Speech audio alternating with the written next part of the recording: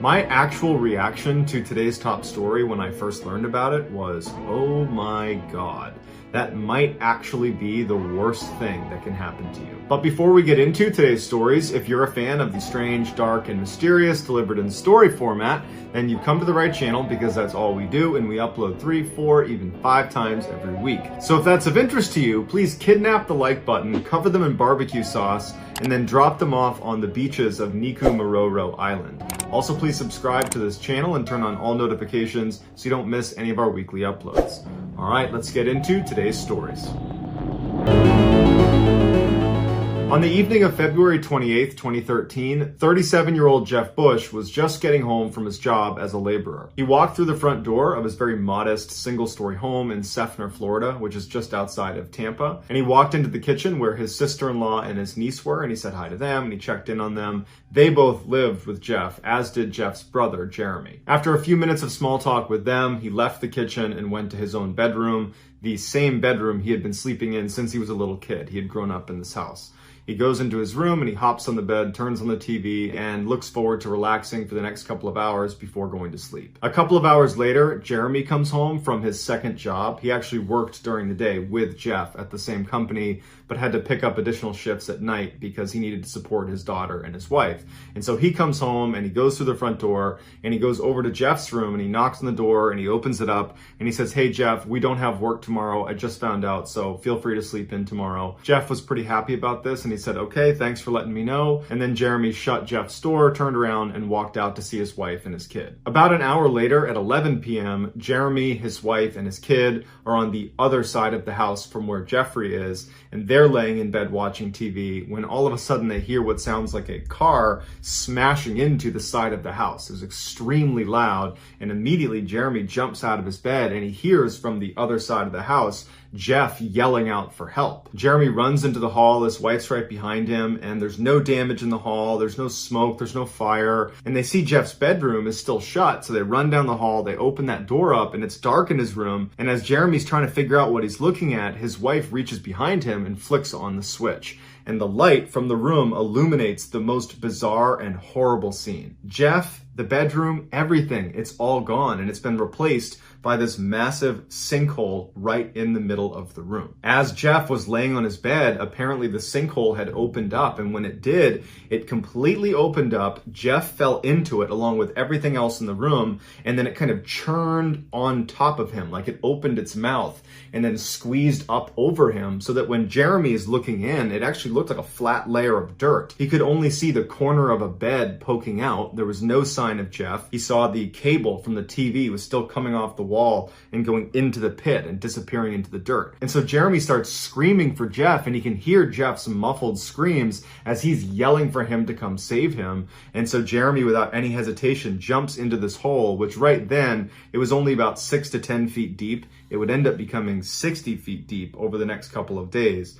But initially it was only about 6 feet deep. He jumps in and he starts using his hands to try to burrow down to his brother. But for every scoop he was able to remove, about 10 times that would be created as the walls continued to collapse and this hole continued to sink and grow. Jeremy's wife calls the police, and Jeremy gets a shovel and he goes back into the hole and he's digging as fast as he can, but he's really making no progress, and he's screaming for his brother, but eventually Jeff yells for help, stop, and he can't hear him, he can't see him, and he's just digging, but he knows he's gone. When the police arrived, they forcibly removed Jeremy from the hole. He did not want to leave his brother. They pulled him out of the house, they pulled his wife and his kid out, and they've evacuated the area.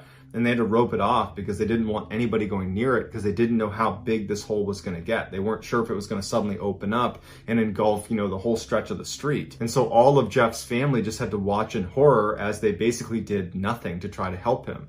They had to let the sinkhole basically develop before they were able to actually go in there and try to help him. And so if he had been alive, there was just no way they could have saved him. After several hours, they were able to go up close and feed in this microphone system that they put on top of the actual sinkhole that would apparently be able to pick up sound if Jeff was making any sound whatsoever. And it wasn't picking up any signs of life. And at this point, they determined that he was deceased. But before they could get their audio recorder out of the hole, hole. The hole opened up again, got even bigger, and swallowed the recorder into the hole. But despite getting bigger and wider and actually getting big tools in there to start trying to pull stuff out of it, they could never find Jeff's body. And so the decision was made to leave him wherever he is, somewhere in the sinkhole, and they filled it in with gravel, and then they knocked down the house as well as the 2 other neighboring houses. And so to this day, Jeffrey's body is still somewhere underground in that sinkhole. In 2008, Joshua Maddox was an 18-year-old guy living in a small city in Colorado. He was known for having a very carefree attitude. He was kind of a free spirit. He had really long hair. He liked to play the guitar. He loved music. And he spent a lot of his time free writing. His parents were divorced, so Josh lived with his father, whose name was Mike, and his 2 sisters, who were named Kate and Ruth. On May 8th, he told his sister Kate that he was going for a walk as he left the house. Josh loved being out in nature and regularly went out walking around the woods by himself, so this was not out of the ordinary for him. But that night, when he didn't come back, that was out of the ordinary, and the family was pretty concerned. By the next day, when he hadn't shown up and they couldn't get in touch with him and they called around and no one knew where he was, they would go to the police and file a missing person report. So the police launched this massive search, but there's nothing really to go on besides what he told Kate before he left, which was, "I'm going for a walk." So there wasn't really a good starting point, and so they weren't getting anywhere. As days turned into weeks, turned into months, and no one's heard from him, no one knows what happened to him, hope was fading that they were going to find him alive. In fact, hope was fading that they were even going to find his body. 7 years after Josh went missing, a startling discovery was made. A builder named Chuck Murphy had this little tiny cabin he owned in the middle of the woods, about a mile away from where Josh's family home was in Colorado.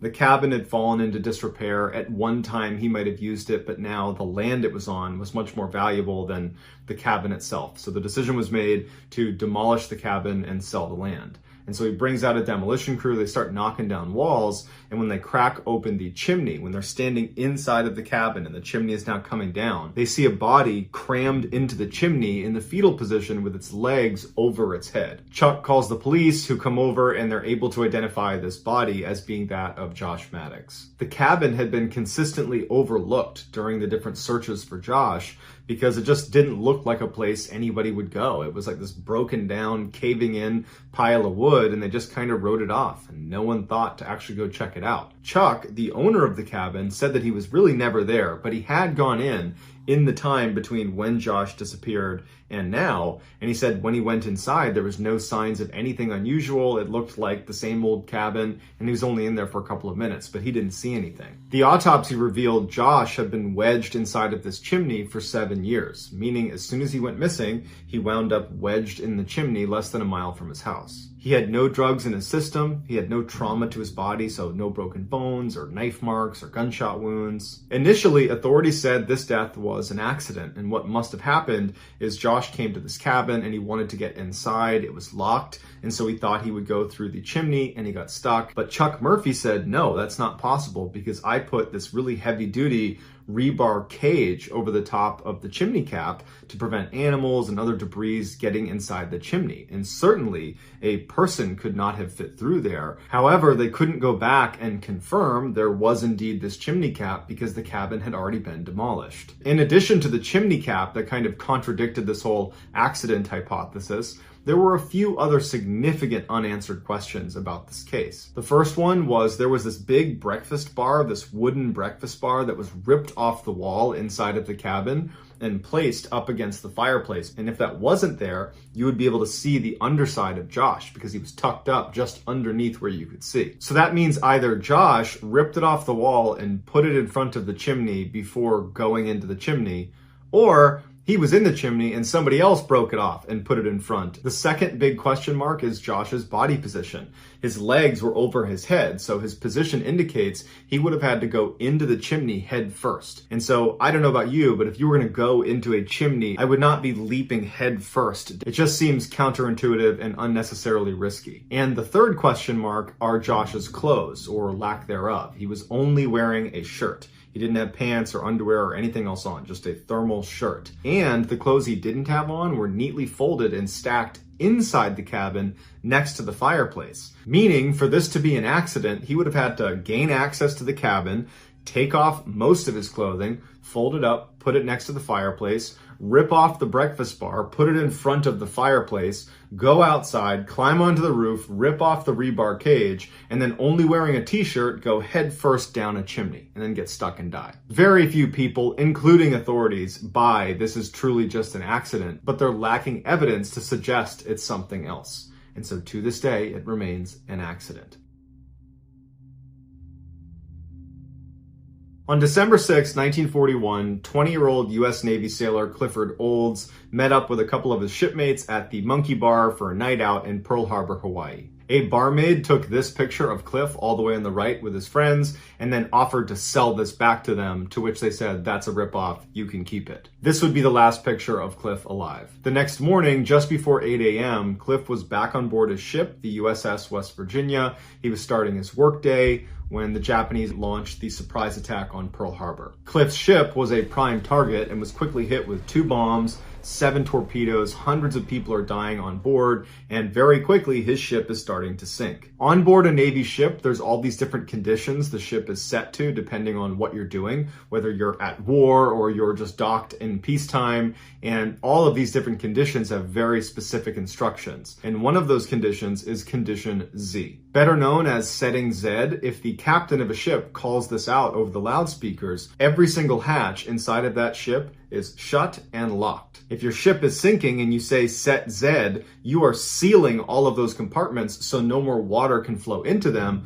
and you can maintain a little bit of buoyancy so you don't sink quite as fast. But if you set Z as your ship is sinking, especially if you're getting attacked and there's all these holes in your ship, there's a good chance when you seal those hatches, you're going to be sealing people inside of these rooms and they will not be able to get out again. So when that call comes out over the loudspeakers, set Z, everybody knows to get the heck out of their compartments so that they do not get trapped inside of one of those rooms. On Cliff's ship, set Z was called over the loudspeakers, and Cliff, along with Ron Endicott, who was 18, and Buddy Costin, who was 21, were at the bottom of the ship in the freshwater pump room, and when someone came by and shut and sealed their room, they did not see them in there. And so probably the 3 of them ran to the door and were banging on it and trying to get someone's attention. But in the chaos of the moment, that person on the other side of the door that could have opened it up again was now gone. Even though the set Z procedure did prevent water from going into certain cabins on the West Virginia, it still would sink to the bottom of the ocean along with 17 other ships. The next day, there was a whole bunch of Marines that were on the dock right next to where the wreckage of the West Virginia was underneath the water. And as they're standing on the dock, they start hearing a banging sound. And at first they think it's probably just a salvage team or it's some strap clanging against the side of one of these ships. But they started to notice the tapping sounds started to sound like intentional rhythms that a human might make. And it dawned on them that someone is trying to get our attention underwater. There are people trapped in the West Virginia. But when the Marines ran to their superiors and told them there are people trapped inside of the ship, we have to get them out, they broke the horrible news that there's nothing they could do for them. If they went down and began trying to cut a hole in the side of the ship so they could swim out, as soon as there's even a tiny little hole on the side of that ship, there's so much pressure that it would rush inside and fill that space almost immediately, and they wouldn't be able to cut a hole big enough, fast enough, and so cutting into the ship is going to kill them. Also, just lighting that torch presents a unique problem because there's so many chemicals in the water from all of the attacks that happened the day before. We run the risk of lighting a fire or lighting off an explosion that could take even more life. And because they were still months away from being able to raise the ship out of the water, which would save them, the decision was made that we're going to have to let them die. And so for the next 16 days, Marines and sailors were put on guard duty right next to the wreckage of the USS West Virginia, and they would listen to the tapping as they desperately tried to tell people, come down here, save us, we're alive, we're not going anywhere, please help us. And the Marines and sailors were so distressed about this. It was so horrible to listen to. They would cry and cover their ears because they wanted to save them. They're so close, but they're so far away. Finally, on Christmas Eve, the banging stopped. 6 months later, they were finally able to raise the West Virginia out of the water.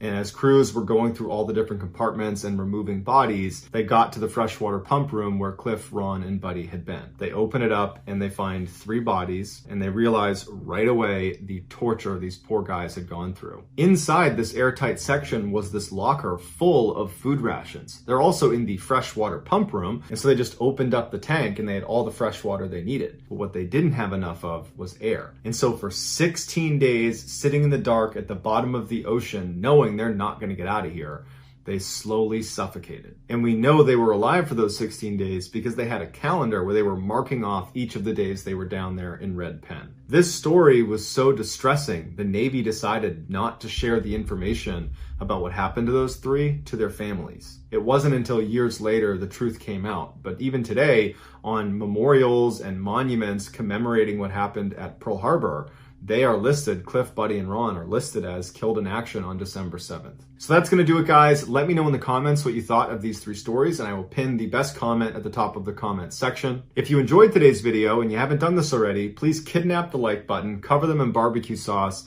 and then drop them off on Niku Mororo Island. Also, please subscribe to our channel and turn on all notifications so you don't miss any of our weekly uploads. If you want to get in touch with me, you can direct message me on Instagram or on Twitter. My username for both platforms is the same. It's just JohnBallin416. I also have a ton of content over on TikTok where my username is Mr. Ballin. If you have a story suggestion, please submit it to our subreddit just called Mr. Ballin. It's linked in the description below. So whether I see you on Instagram, Twitter, TikTok, Reddit, YouTube, or some combination, just know that I really appreciate your support. And until next time, that's going to do it. See ya.